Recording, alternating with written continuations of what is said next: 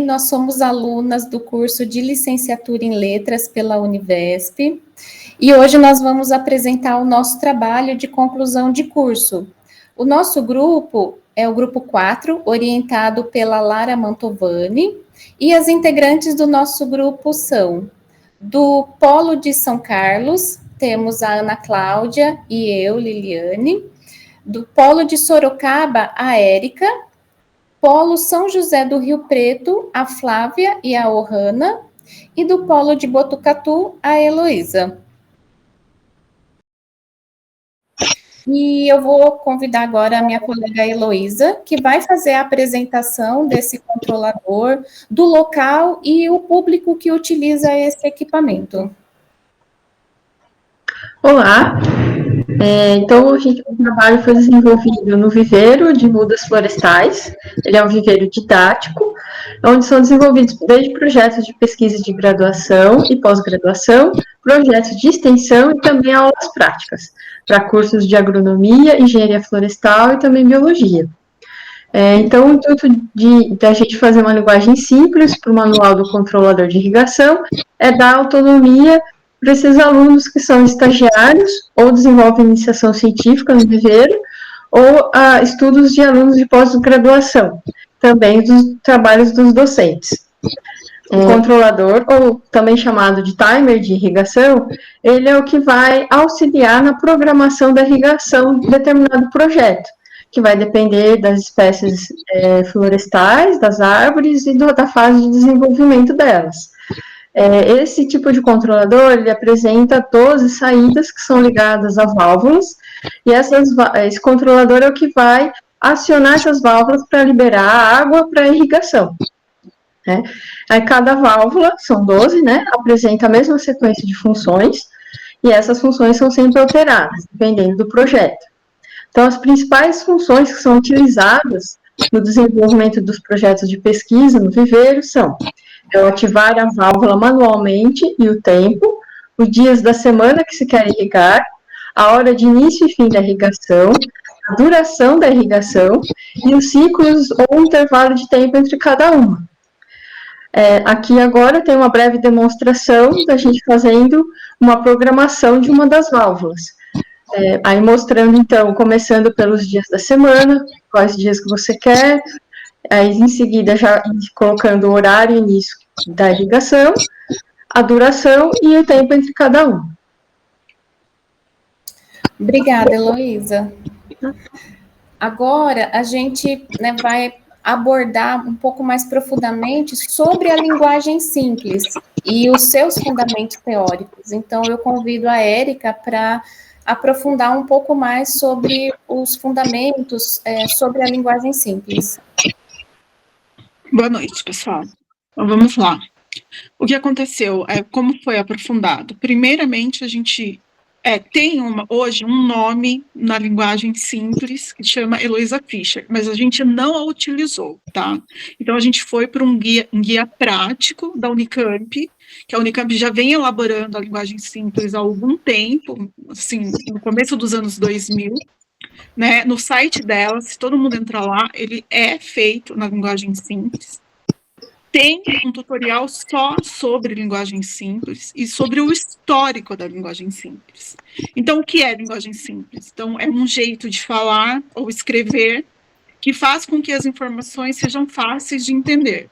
Então, você tem os critérios, como que vai ser utilizado esse tipo de linguagem.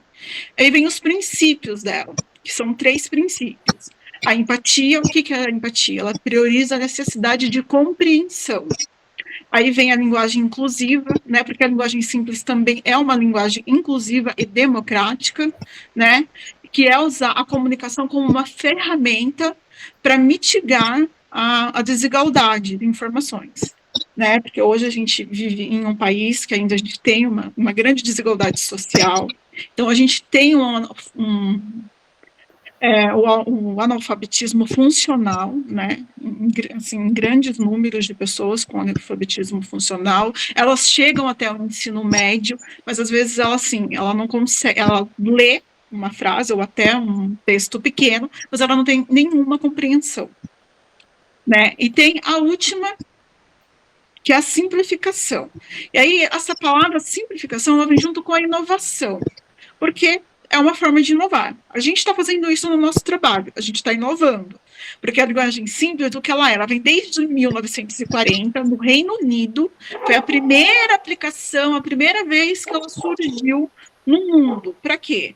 Porque, as pessoas na Inglaterra se tinham o hábito de ler, gente, documentos públicos, né? Então, eles sentiram a necessidade de começar a linguagem simples. Então, assim, o juridiquês, que a gente chama hoje, eles quiseram simplificar, não é não escrever na norma padrão, vai sim se escrever na norma padrão, porém com o intuito de usar palavras mais do cotidiano das pessoas. Qual é o público da linguagem simples, digamos assim? É uma pessoa que está no ensino médio, por mais que ela seja democrática, com um nível de compreensão mínimo textual aí. Então, é esse público. Então, ela começa em 1940. Em 2008, o Canadá consegue, assim, compilar todas as diretrizes da linguagem simples. E, assim, é uma das maiores associações do mundo hoje, que eles chamam de linguagem clara também, né? Normalmente, lá fora, é chamada como linguagem clara. Em 2010, nos Estados Unidos, então sanciona uma lei para todas as documentações serem em linguagem simples, inclusive foi o Barack Obama, e ele coloca um dia para isso, então tem um dia mundial da linguagem simples, que é o dia 13 de outubro, ele sanciona isso. Em 2025, por incrível que se pareça, chega no nosso país. Né? Aí o Senado, agora em março, recentemente, a gente escrevendo o trabalho, o Senado aprova um projeto que todos os portais públicos serão feitos na linguagem simples e democrática.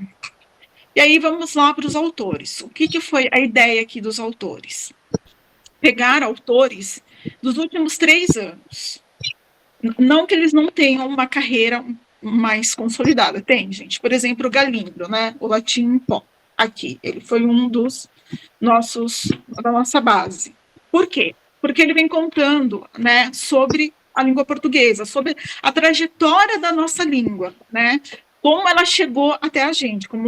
Ele não quer adentrar tanto a língua portuguesa em si sobre o termo, mas desde que ela se iniciou lá como um latim, ou mesmo antes do latim, tá? Porque ela se inicia antes do latim, em vilarejos mesmo, e vai se tornando em uma proporção a linguagem que vai passando. Eles costumam dizer que o português é né, o latim era essas línguas que vinham de povoados, era uma língua vulgar, é assim que era definido. Né? Mas a língua é viva, como bem sabemos, né? Ela vai se tornando. Então, assim, ela foi indo, criando seus aspectos ali de um povoado, né, na Península Ibérica. Então, ela vem, né, para os portugueses. Os portugueses trazem aqui para o nosso país, quando faz a nossa colonização.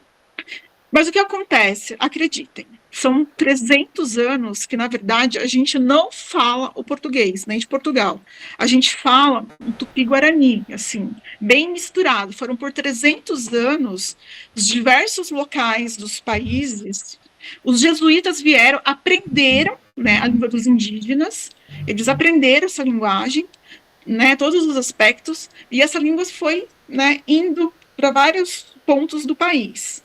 Só que, enfim, na verdade, o nosso ponto de partida para a linguagem se dissolver no português, infelizmente, foi pela escravidão. Não teve como, foi pelos escravos. Os escravos africanos vieram no país, o Galindo, né, do Latim Pó, ele não gosta de usar dialeto. Então, assim, ele diz que isso é para diminuir uma língua. Então, sempre aqui a gente vai usar o termo língua mesmo ou idioma, tá?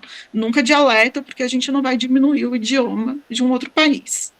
Então, esses povos, né, que vieram para cá de diversos pontos da África, então foram eles que disseminaram, de fato, o português, a nossa língua portuguesa.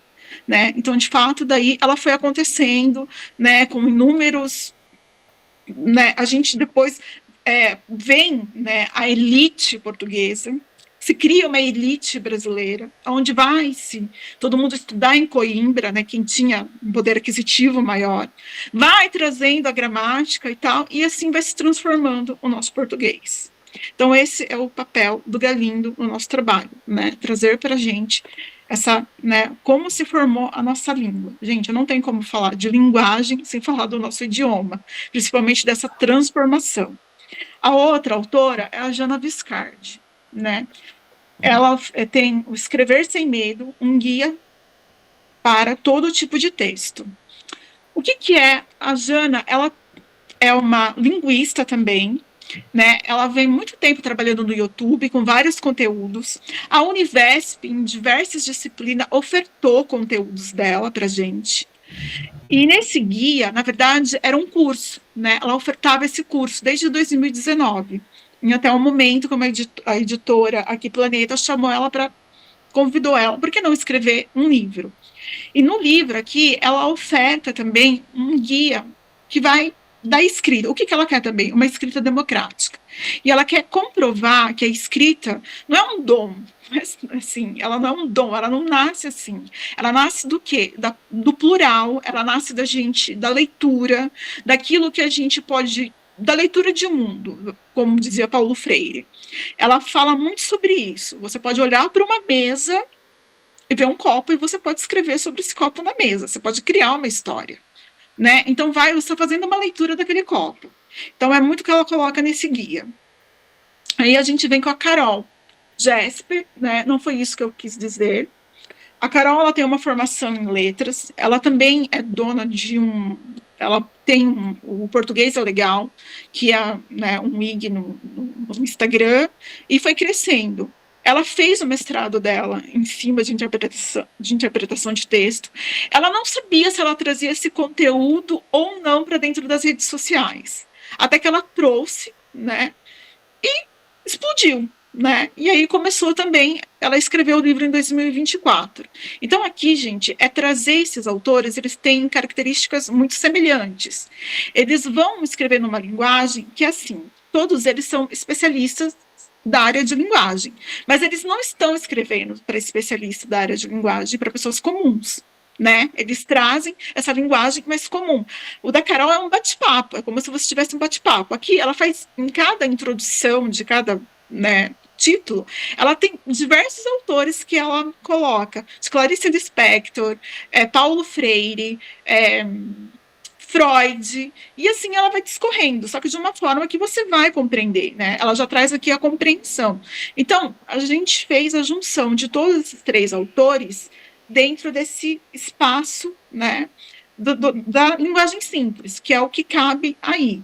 A gente trouxe outros autores mais contemporâneos, sim, como Humberto Eco, como a Koch, né? Também foi uma autora muito utilizada dentro da Univesp, né? Os textos dela. A gente trouxe também esses autores, eles não são menos importantes, mas a base toda do trabalho foi em cima desses três autores. Ok, obrigada, Érica. E, bom, e agora, sabendo, né, tendo o nosso foco, né, que é o controlador, o embasamento, né, dos fundamentos teóricos, né, onde nós buscamos a nossa base, eu convido a Flávia agora para falar um pouco sobre a metodologia do nosso trabalho. Olá, boa noite. O nosso trabalho utilizou uma abordagem qualitativa, descritiva e aplicada, com foco na resolução de um problema comunicacional específico. A dificuldade da compreensão do manual do uso do controlador de irrigação NTI 12, a construção dos produtos propostos em uma linguagem simples, mapa visual e vídeo explicativo. Foi guiado pelos princípios de linguagem simples, que, segundo Jesper, visa compreender e entender em meio a uma comunicação frequentemente se desvia das intenções iniciais. A metodologia partiu da análise textual, manual e original, seguida de reuniões periódicas com o grupo de pesquisa, nas quais foram discutidas alternativas mais acessíveis, visuais e objetivas, conforme as orientações de Viscardi, para quem a escrita é clara, requer conhecimento e retirada das marcas da oralidade de produções textuais. Também foi utilizada a estrutura de análise proposta por Kotler, especialmente pelos 3 primeiros níveis do modelo, de produto, o benefício central, o produto em potencial, para avaliar a funcionalidade e a usabilidade dos materiais desenvolvidos. Os produtos foram testados por usuários reais do sistema de irrigação, acadêmicos e técnicos, que realizaram a programação das válvulas de irrigação, seguindo a utilização dos materiais sem o auxílio técnico.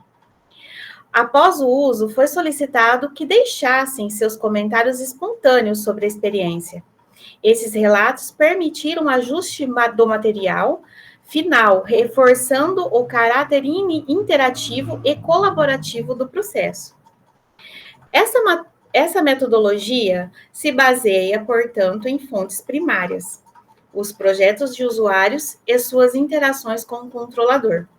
Em fontes secundárias, por autores que fundamentam o uso da linguagem simples e da estruturação textual, como destaca Eco. Uma tese estuda o objeto por meio de determinados instrumentos.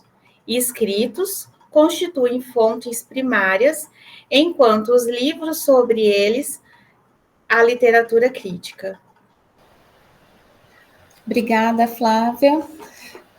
Bom, então, em cima, né, como foi comentado pela Flávia, né, em cima das informações da metodologia, foram criados 3 produtos, né, como um apoio do nosso trabalho, né, e agora nós vamos apresentar individualmente cada produto criado, e eu gostaria de convidar a Ana, que ela vai falar um pouco do manual feito em linguagem simples.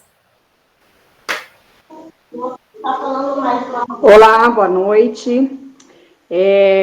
Bom, eu fiz essa parte de pegar, né, o manual original do controle de irrigação e passar para a linguagem simplificada, né?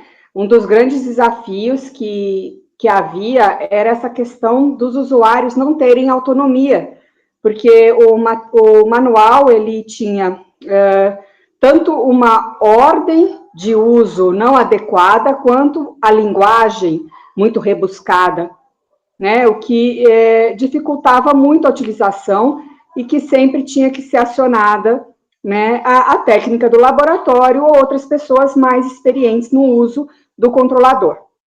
Né? Então, dessa forma, diminuímos bastante o tamanho, né, do manual, que continha muitas informações não pertinentes, né, que confundiam ainda mais o usuário, né, com termos extremamente técnicos, com instruções que não faziam sentido no uso do dia a dia do equipamento, né, e então ficou com 2 páginas ali de instruções bem diretas para que o usuário possa ter essa autonomia e conseguir ter, né, um pouco mais, né, dessa autoestima que foi falado bastante sobre essa inclusão, né, da pessoa poder ter essa autonomia, eu não consigo achar outra palavra, né, autonomia de poder, né, conseguir fazer essa atividade sem precisar o tempo todo pedir auxílio para, né, o entendimento desse manual. É isso aí, obrigada, Ana. E agora, apresentando o segundo produto, né, eu vou falar um pouco sobre ele. O segundo produto desenvolvido no nosso trabalho foi o mapa visual. O principal objetivo, né, da criação desse mapa foi, na verdade, facilitar a compreensão desses procedimentos técnicos, que normalmente, de uma forma geral, não só nesse caso desse equipamento, mas todo manual técnico acaba sendo complexo, com termos mais difíceis, né? que foi o caso desse do controlador utilizado no viveiro de mudas, né? Abordando também um cenário assim atual, onde as pessoas acabam hoje sendo mais imediatistas, são mais resistentes a leituras longas, principalmente, né? E também com tantos termos técnicos que é um manual de um equipamento. Então, sabendo dessa dificuldade, sabendo que nem todos tinham essa paciência de ler esse manual extenso, o mapa vem como um recurso visual. Ele entra nessa particularidade, sendo esse recurso visual, que, como vocês podem ver, ele foi feito de uma forma onde ele resume as principais funções, as mesmas que foram colocadas nesse manual simplificado escrito, né, que a Ana comentou anteriormente, porém, no mapa, essas funções vêm de forma como imagem, né? São funções com imagens e palavras-chave que é justamente para ajudar a identificar de forma rápida. O bater o olho e saber o que eu devo fazer, né? Ele vem com essa função, na verdade, né, de ajudar a interpretar o manual, que já foi simplificado, né, ele já vem com uma linguagem fácil de entender, mas ele vem complementando essa escrita, que é justamente para fixar essas informações e ajudar a reduzir os erros na hora do uso, né? E até comentado pela Flávia anteriormente na metodologia, ao fazer, né, a aplicação dele, o feedback dos usuários demonstrou isso mesmo, que cada produto, que ainda vai ser apresentado mais um, eles juntos, um complementam o outro e acaba tornando essa utilização mais prática, mais didática e acessível para esses usuários, né? E o mapa, então, ele não é um resumo do manual, ele é um apoio mesmo, um apoio real para, como foi, né, já citado outras vezes, para dar essa autonomia, a agilidade e a confiança para esses usuários do controlador, ajudando a cumprir esse papel da linguagem simples, né, que é tornar a comunicação mesmo num ambiente acadêmico, né, tornar essa comunicação mais democrática, inclusiva e eficiente, porque o foco aí é conseguir usar um equipamento de forma autônoma, né? Então, o mapa, ele foi pensado para isso, para complementar já o manual já simplificado, é um apoio unilateral.